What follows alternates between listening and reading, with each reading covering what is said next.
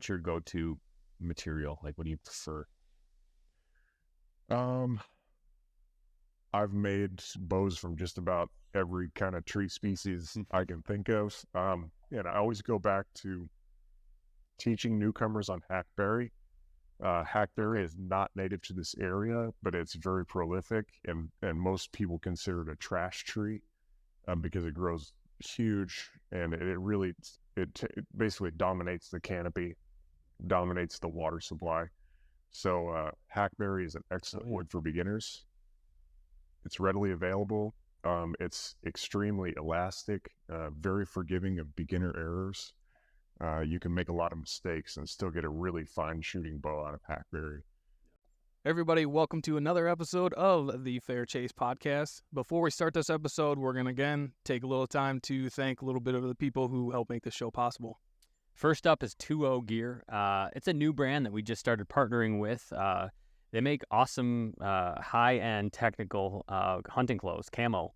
And so they're based in Michigan. Yep. And new company. We've tested them for months. I tested them in the whitetail season last year. Great merino base layers. Yep, great awesome merino shells. Yeah, awesome new pattern. A great system for going out west, but we'll use it a ton in the whitetail woods too. So really excited to work with them. 2ogear.com. Go check them out. Next up is Worldwide Trophy Adventures.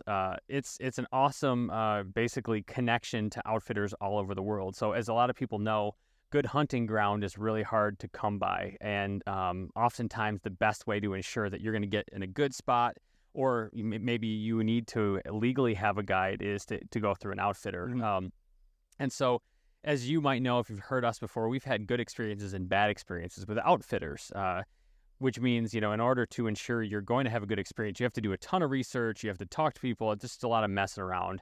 Worldwide Trophy Adventures, or WTA, does a lot of this work for you at no charge. So by booking your trip through WTA, you can rest assured that you'll be in a good location with a reputable outfitter that they've certified and endorsed. If you're looking to book a trip of a lifetime like I am, just headed to a moose hunt here, through WTA, you're going to want to check them out.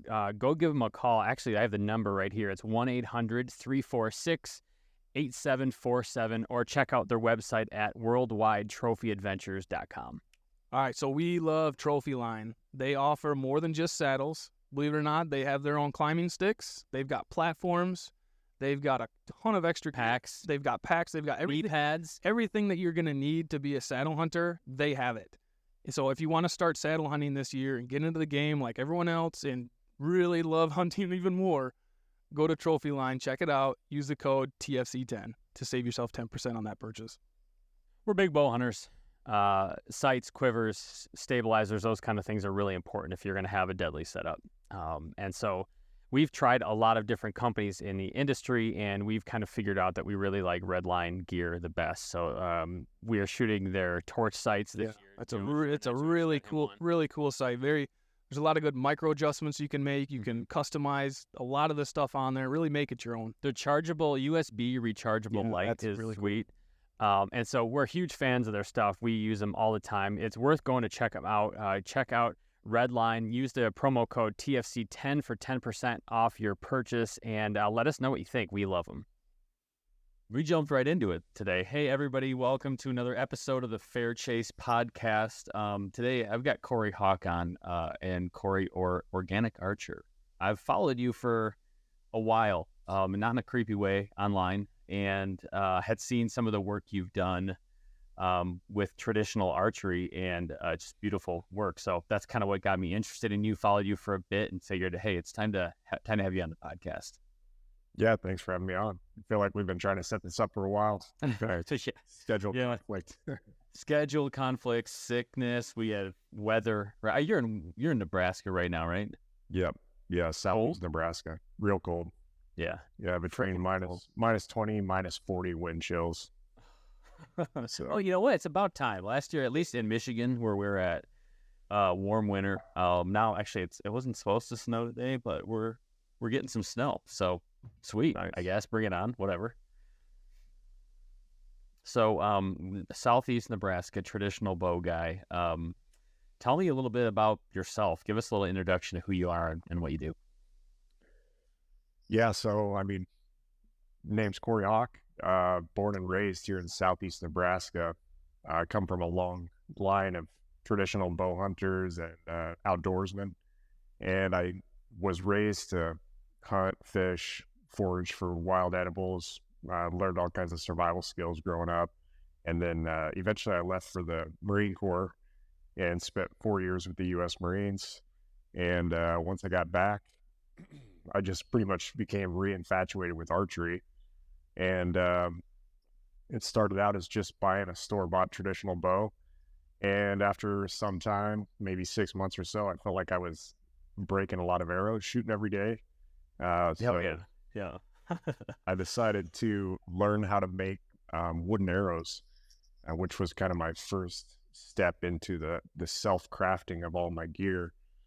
And most people don't realize that the craft of arrow making is totally separate from bow making usually, and it's as complex or more complex than bow making.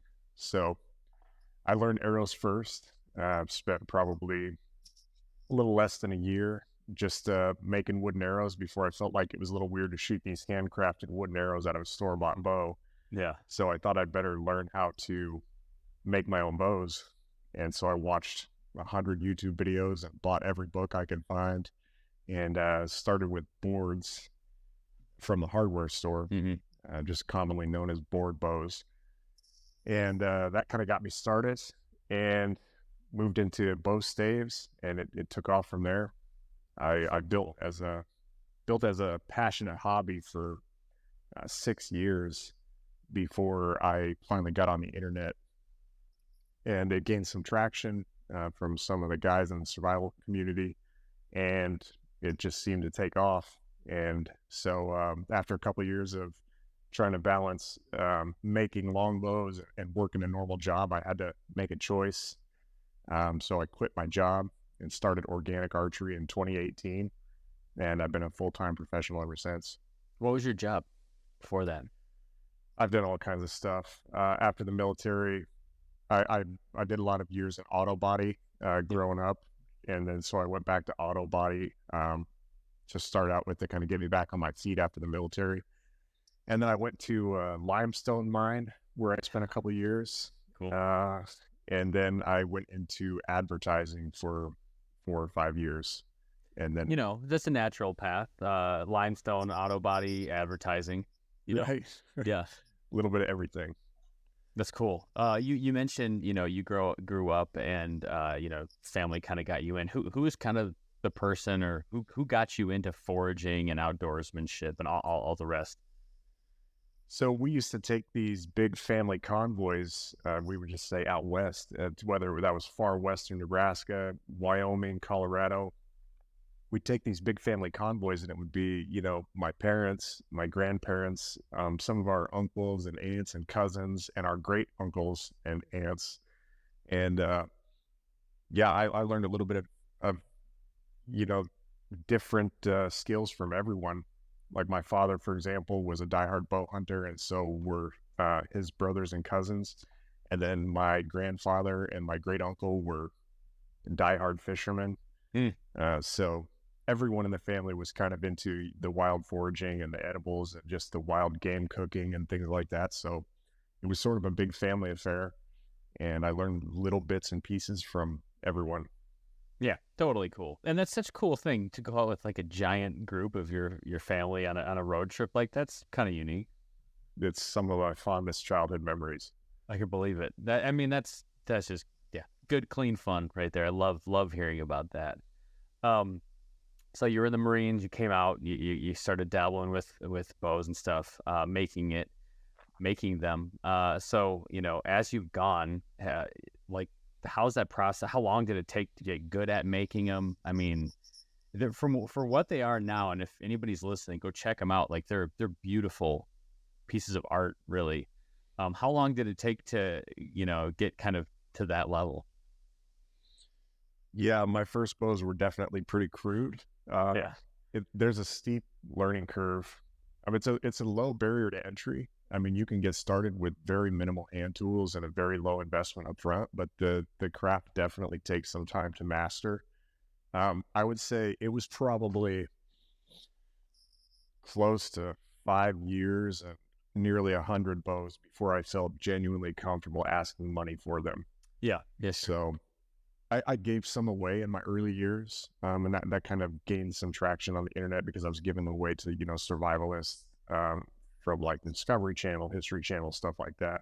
But yeah, before I started selling them, I at least had 100 under my belt. And so cool to get where I am today. I've been building for 11 years and probably well over 400 bows, somewhere in the realm of 400. I don't really keep track. How long are they taking you to make now? Oh yeah, it used to take a long time, but now if I have a piece of wood that really wants to cooperate and I have 2 full days to dedicate to that one bow, a lot of times I'll have multiple projects in the works, so that doesn't always happen.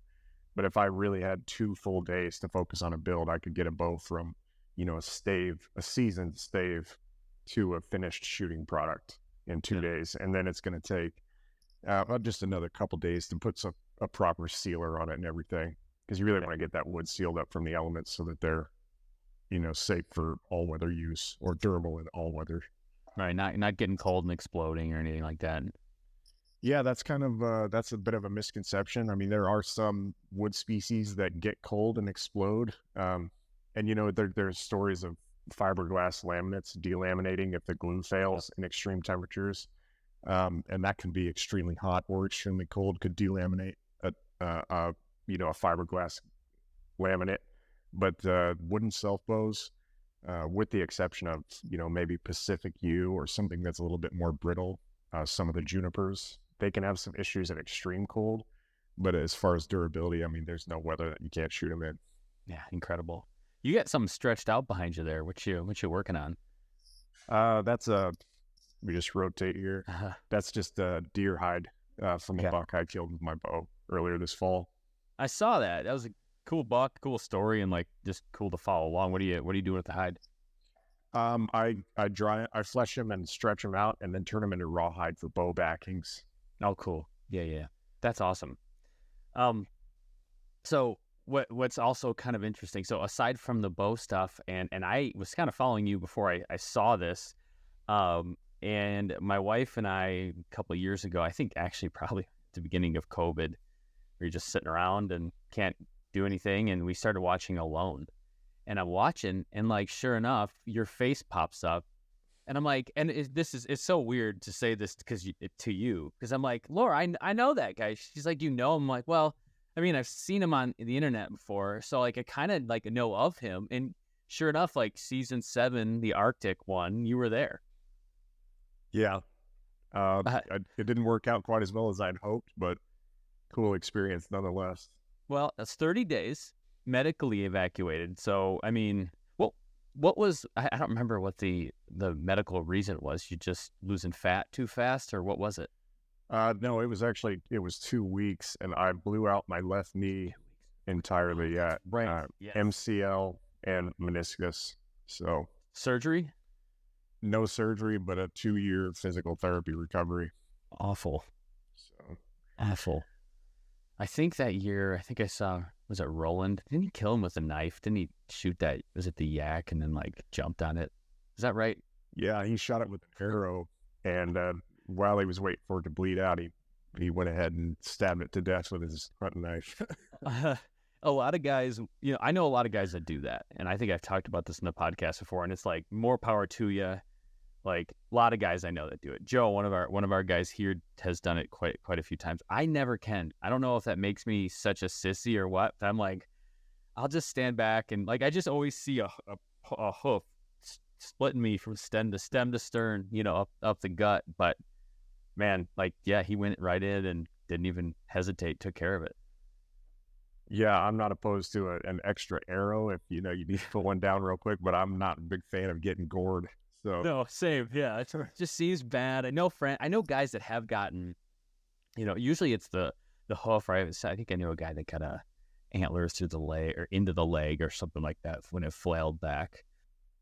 All right, we're going to take a pause here real quick and just thank a few more guys and companies that help make this show possible. First up is Vortex. We can't say it enough. We love their glass. We love their binoculars, spotting scopes, rangefinders, their apparel. James is rocking a nice little hoodie here.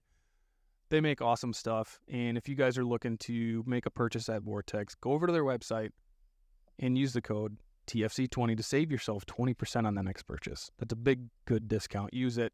Head over there and get something. A bow makes a man. Yeah, that's what I was told. And we're big fans of Prime Bows.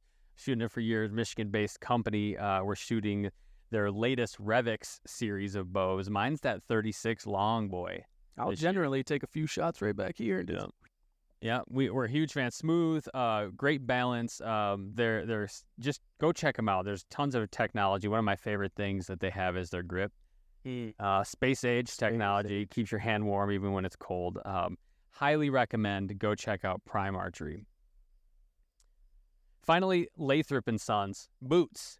Your feet kill animals. Like the more you walk, the more chances you have at getting that big buck, that big elk, moose, whatever it is. Lathrop & Sons have been kind of our go-to boot of choice for a while now. We've put in a lot of miles, taking them all over the place. There's no leaking. It's comfortable. Stephen and James there they're like foot.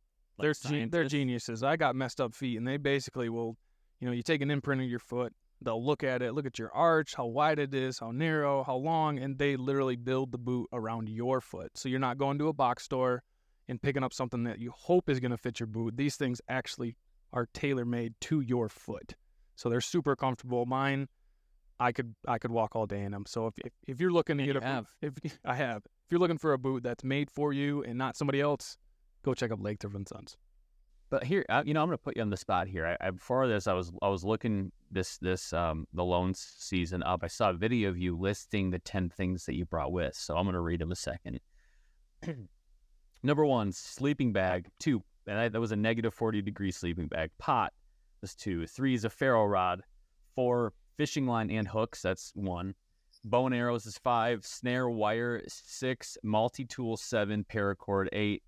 9 is a saw, 10 is an axe. All right, now you've been there, you've done it. You've been to the Arctic. It was kind of a crazy season. Looking back on your list, would you change that up? Did you like what you brought? Do you feel like that worked out well, or would you tweak that list a little bit? It seems pretty basic. Yeah, I think I put a lot of thought into it after the show, and I think if I was to change one thing, I might bring a gill net. I believe I was the first contestant ever to craft one from scratch. Don't quote me on that, but I had planned on not bringing one because the amount of paracord that you can take as one item it's pretty substantial amount. So I knew I would have enough to craft multiple gill nets if needed, and that's what I did as soon as I got my shelter up, was start crafting gill nets. But I didn't realize just how valuable of a tool that was up there for lake trout, because I've never used a gill net before. We used to seine for crawfish and things like that. But that was my first experience with a gill net. And the land hunting in my area was very sparse. I hunted every day. Every time I was walking to and from anywhere while I was exploring my property, I was always bow hunting, and there was very little game sign. I was basically down to, relying on the first snowfall to figure out where the game actually was. So to be able to launch that gill net on day one would have been huge, because as soon as I put my homemade gill net in the water, it started catching fish right away. Yeah. And the show has limited time, so they only showed me catching one fish, but as soon as it hit the water, it was catching them daily. Oh, really? Fish is critical in that show. It feels like they're like that. That's often what separates people that go far from people that don't. For sure. Yeah, the people that can sustain a healthy flow of fish are going to do really well until the lake freezes over. Yeah. And I've seen fellas that have a little bit more girth on them seem to do pretty well when there isn't as much food. Some of the guys that have gone far in the past can hit on their own kind of reserves, where you're not one of those guys. So is that like a concern going in? You're not packing a lot of extra, on your body when you go out. Yeah, that was a concern. I actually did want to gain about 20 pounds. a lot of people, like you said, do gain a significant amount of weight before they go, and it is a really good strategy to have some reserves. I tried to do a dirty bulk. I'm kind of like a little bit of a hard gainer, so I don't put on fat very easily. So I was doing a dirty bulk with fast food and pizzas and milkshakes and stuff like that, and it just wrecked my immune system. Yeah. Because I tend to eat pretty clean, just in our daily lives. So to eat that much junk food in that short of a time, I managed to gain about 10 pounds, but the way it made me feel, it was just wreaking havoc on my body, and I was having digestive issues. So I just had to go in lean and hope for the best. I'm the same way. I eat very clean, organic, and basically no dairy, no grains of any kind, really. But I'm the same way. Even if I were to do like a dirty bulk, like I guess you could call my freshman year in college a dirty bulk year. And I was eating just terrible foods, and honestly, I think I lost weight because of how much it just wrecked me. Like I was sick the whole time. I didn't look good. I looked pale and sunken in and just like a mess. But looking at this show, I always wondered, like, I don't know how I would put on weight very well. It doesn't go anywhere. I don't know where it goes, but not on me. I've heard some of the alone contestants had strategies like drinking glasses of olive oil as a clean way to bulk. It's terrible. I mean, it sounds terrible, but it does work. Yeah, it's fat, right? You're just loading yourself up with calories and fat. That gives me actually that makes me gaggy just thinking about it. That's like a $20 cup of, if you get some good olive oil. That's not cheap either. I'm pretty sure drinking olive oil will also get rid of gallstones. I'm pretty sure there's something with olive oil and gallstones, so don't quote me on that. But I think I've heard something, but not that I've had gallstones or really know anything about it. I'm just pretty sure I saw that somewhere. Someone will write in and let me know. That's usually something I can rely on. So Nebraska, you're making bows. You're in kind of bow making season, or like how there's a seasonality, or are people always ordering things, or does it kind of ebb and flow? So 3 years ago, we opened up a bow making school. So we're moving into our 4th year of the bow making school. We offer bow making 101, where people can come in and do it with no prior woodworking or archery experience. And then this year we launched for the first time an advanced bow making class, where we recommend you at least have a woodworking experience or have attempted to make your own bows in the past. So I've actually gotten away from custom orders. I closed them at the end of 2023 so that we could focus on the bow making school, because right now is what I would consider my cutting season. Not when it's minus 40 outside, but normally during the winter time when the sap is down and the leaves have fallen, that's when I'm cutting trees. So I work in collaboration with farmers that are clear cutting or development projects, and go into forests that are already planning to be bulldozed. Yeah. And save everything I can from the burn pile, basically. They'll tell me, you've got 2 weeks till we push it in, so get in there and get what you can. So right now, that's what I'm doing. And like I can flip this over here. Got staves on the ground. Lots of staves in the background. Yeah. So yeah, we're prepping for the bow making school this year and cutting trees. And I think I saw Haley. She was on the podcast before. She was the Ultimate Marksman show, I think, with you. I think she went to a class or something I saw online at some point. Is that right? Yeah, Haley came out to her class. It was like summer last year. Okay. So, and she crushed it. She built a killer hackberry longbow. That's totally cool. Like, okay, so you mentioned like a ton of different types of wood, right? And for like an average guy like me, which I've shot my fair share of traditional archery. We're planning a traditional project even this year for us, but for those of us who don't really know about like materials, like what are you looking for in wood, like a wood that makes a good part of a bow? The wood is going to vary based on your region, but most people have access to something that will make a bow. There are a few areas like maybe the desert of Arizona where it's going to be slim pickings. You might have some sort of juniper bush or something there that you can use, but anywhere that has a deciduous hardwood forest is going to have bow making species that work great. So when we do our classes, I always tell people just learn basic tree ID in your area, like learn how to identify some of the hardwoods like the oaks, hickories, maples, and things like that. So what you're looking for is a hardwood tree that is fairly hard, and that's measured by its specific gravity.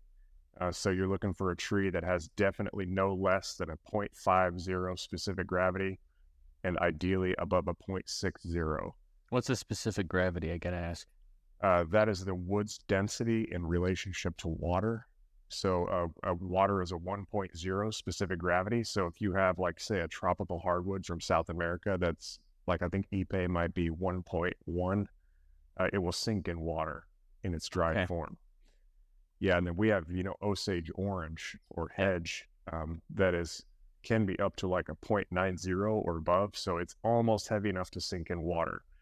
And then you've got some of your semi-hardwoods, like some of the ash species are tend to be a little bit brittle, like 0.50. So that's kind of getting on the fence. Yeah, it's a 0.50. Your pines and your a lot of your junipers and stuff like that, they're going to be more like in the 0.3, which is a good indication that they're too brittle for bow making. Okay, too soft of a wood. Yeah, you can think of it kind of like how much wood fibers to air ratio, basically. Yeah. Okay. That makes sense. Pine is very porous and airy, and therefore very light. Whereas, say, Osage orange is extremely dense, hard-packed fibers. Yeah, that makes sense. I've had an Osage. I do have one somewhere. Actually, I should say. What's your go-to material? Like, what do you prefer?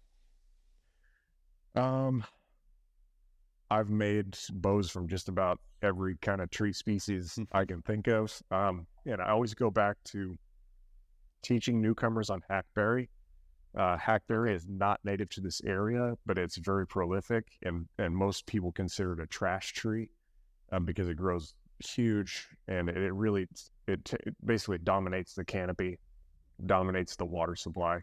So hackberry is an excellent wood for beginners. It's readily available. It's extremely elastic, very forgiving of beginner errors. You can make a lot of mistakes and still get a really fine shooting bow out of hackberry. And then for my customer work, it's a mix for me of hackberry and Osage orange. Right. Okay. We have ready access to Osage here, and it's considered the king of the bow woods. It's definitely the most sought after bow wood in the world. So I used to get a lot of orders for Osage. Yeah, that makes sense. That's like a lot of Osage out there. Are you making string, or you buying, like, how do you string? I make the string from scratch. I just buy bulk string material from 60X Custom Strings. Yep. Cool. Very cool. So what you shot that buck this year? I think you posted about it online. What'd you shoot it with? I shot it with a 53-pound, the Iceman replica. Okay. And it was made out of hackberry. Cool. Yeah, very cool. So I mean, you're building stuff. You're doing a lot of woodsmanship, craft. Like, how much are you hunting in the year? How much time do you get out for yourself? As much as possible. Yeah. So our season opens, antlerless opens on September 1st, and then either sex opens September 15th for archery, and our season is long. December 31st is when the regular season ends, so we got months there. And I'll go as hard as I can until I get usually 2 to 3, depending on what the status in the freezer is. I'll go hard until I have at least 2 to 3 deer down, and then I'll cut back. And by then my wife's tired of spending so much time in the woods. So I'll kick back, and if I got any tags left over, or if we have any room at all for meat, I'll just kind of fool around out there a little bit here and there. Yeah, all bow, or you take a gun out at all, rifles out? I've only hunted with handmade archery equipment for the last 11 years. Really? Yep. Yeah, I mean, I'm looking at your, I just pulled it up here, which is, I mean, you were wearing the coolest known hat you could be wearing when you're bow hunting and shooting a buck. Like, you look so cool. That's a great buck, man. That's a Nebraska, right? Yes. Yep. Are you a tree stand guy, or are you shooting this from the ground, or what are you doing? I do a mix of trees and ground, but I don't use a stand at all. I just find some sort of ideal tree that either has a big branch I can stand on, or that buck I killed from a tree had fallen into the Y of another tree. Mm-hmm. And so I had a nice land bridge that took me kind of way up into this tree that was overlooking a steep drop off. Yeah. So behind me, I had like an eye level shot that was basically ground in case there was an old decommissioned railroad track right there. So if they walked that direction, I would have a ground level shot.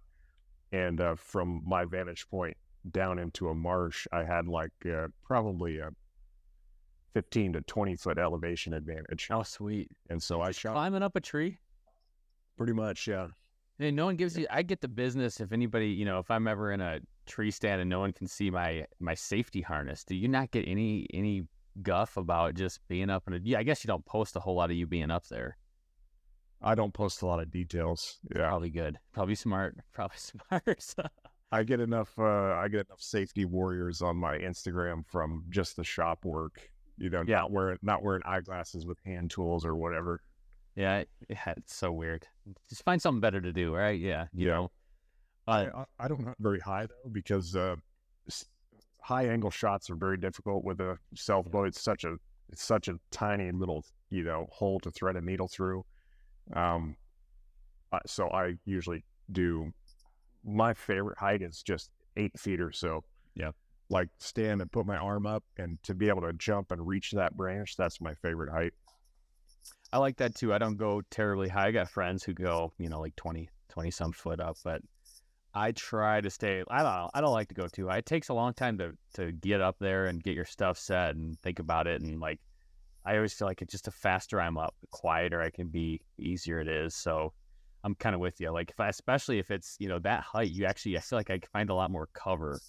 Then when I get higher, it seems more to get more bear up high. Yeah, I like getting the cover from the big low branches that kind of sprawl out, Yeah. And usually the trunk's very thick down there, so you can just kind of kick back and lean up against the trunk, and you've got sort of a backdrop for your body. So you're not sitting down on anything; you're just standing there the whole time. So my perfect tree, which is rare, would have something to sit on. Yeah, something, and it doesn't matter what you do, you're going to get a little uncomfortable. So I kind of like to be able to just shift around a little bit. So I'll move from standing to sitting to leaning, just whatever I can, or however I can get comfortable. Man, I'm gotten soft. Like I do the tree settle thing, and I stand and kneel. And even then I'm like, man, I wish I could lay a little bit, like lay down a little bit, that's way more comfortable. You'd probably just fall asleep. I do definitely. I'm not even gonna hide the fact that if I get up there and it's still dark out, I got the bridge in my saddle, and I'll put something right there, and I just kind of lay my head down, and I'm definitely. I just like to think that I'm listening. I can't see anything anyways. I might as well close my eyes and listen for a while. That doesn't work too good if you're just standing on the branch. No, you just fall right out. Because, dude, you will fall asleep pretty quick in the morning. Yeah, it definitely happens. That's so cool. So you, a lot of whitetail hunting. You do anything else, small game or, birds or anything out of state? Yeah. I had tried to draw an elk tag for years in Idaho, kept striking out, got a deer tag. I think one year I got deer, bear, and mountain lion out there. I went as a support pack with all those tags for one of my buddies who ended up putting down a big bull right away. Like on the third day or something. So never got a chance to fill my tags there, but I've always got a small game permit no matter where we are. I love hunting grouse in the mountains. We've got really long squirrel and rabbit season here. So yep, I'm opportunistic. And plus, I love that. I love small game with trad stuff, especially like squirrels, as weird as that sounds. I've shot so many squirrels with my recurve, way more than probably in the past couple of years. I even my 22. It's fun. I miss a lot. It's not like I'm that good. I take a lot of shots. Yeah, it's fun to take shots, and it really hones your skills. Yeah. Yeah, and then it's like I always feel like, even if I miss, but if it's like by that much, I consider that kind of a win because they're small. Yeah. And you measure it in would that kill a deer or not? Yeah, exactly. It's like the kill area for a deer is this. So if I had a squirrel, I'm still probably definitely in the lungs still. And like arrows just don't go as far. I feel like I find my arrows a lot easier with the trad stuff, and you throw like a blunt tip on it, they're pretty durable. Like you're bouncing off stuff and you're pretty good. Yeah, for sure. All right. Well, hey, we're coming up on time here, Correy. Appreciate you taking the time for people who want to attend a class, follow some of the stuff that you're doing. I think is the Ultimate Marksman out yet, or when is that coming out? Yeah, that's out. That's out. Okay. Yep. Where can they check? Where can people find you? Get more information.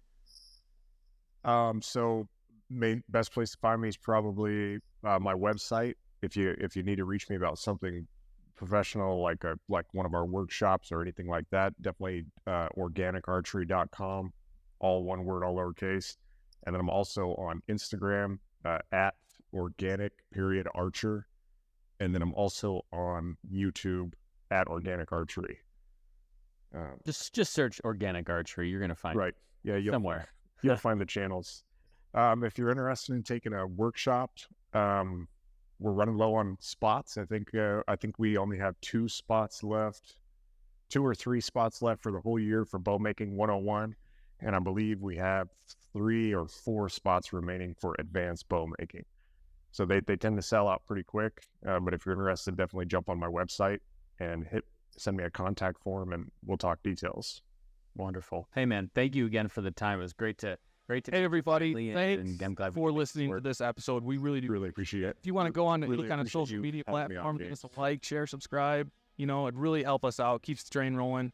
And if you guys really like what you're listening here, either way, even if you don't like it, even if you don't like it, 5 stars. Helps everyone out. You see you out there.